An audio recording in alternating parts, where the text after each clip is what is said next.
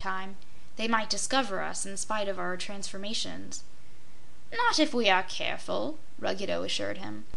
"Ozma has a magic picture in which she can see whatever she wishes to see, but Ozma will know nothing of our going to Oz, and so she will not command her magic picture to show where we are, or what we are doing. Glinda the Good has a great book called the Book of Records, in which is magically written everything that people do in the Land of Oz, just the instant they do it." "Then," said Kiki, "there is no use in our attempting to conquer the country, for Glinda would read in her book all that we do, and as her magic is greater than mine, she would soon put a stop to our plans." "I said people, didn't I?" retorted the gnome. "The book doesn't make a record of what birds do, or beasts. It only tells the doings of people. So if we fly into the country's birds, Glinda won't know anything about it." "Two birds couldn't conquer the Land of Oz," asserted the boy scornfully. "No, that's true," admitted Ruggedo, and then he rubbed his forehead and stroked his long, pointed beard, and thought some more. "Ah, now I have the idea," he declared. "I suppose you can transform us into beasts as well as birds." "Of course." "And you can make a beast a bird and a bird a beast again without taking a human form in between?" "Certainly," said Kiki. "I can transform myself or others into anything that can talk.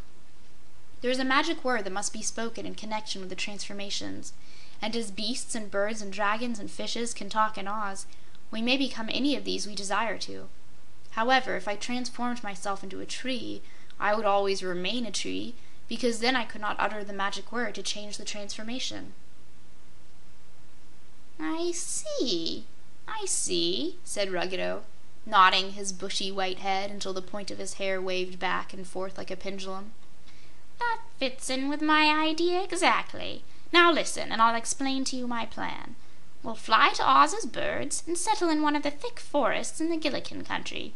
There you will transform us into powerful beasts, and as Glinda doesn't keep any track of the doings of beasts, we can act without being discovered." "But how can two beasts raise an army to conquer the powerful people of Oz?"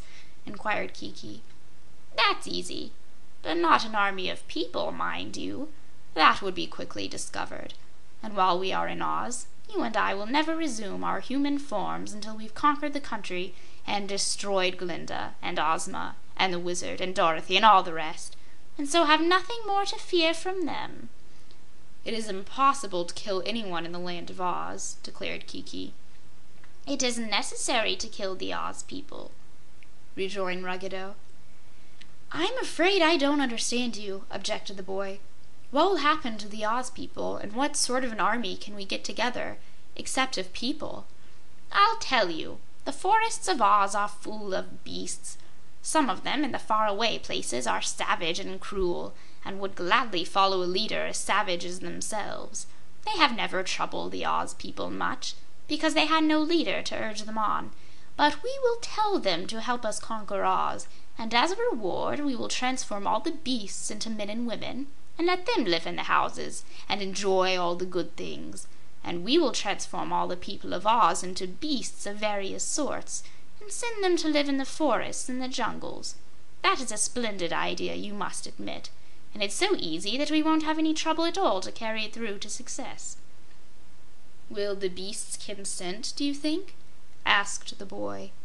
"To be sure they will.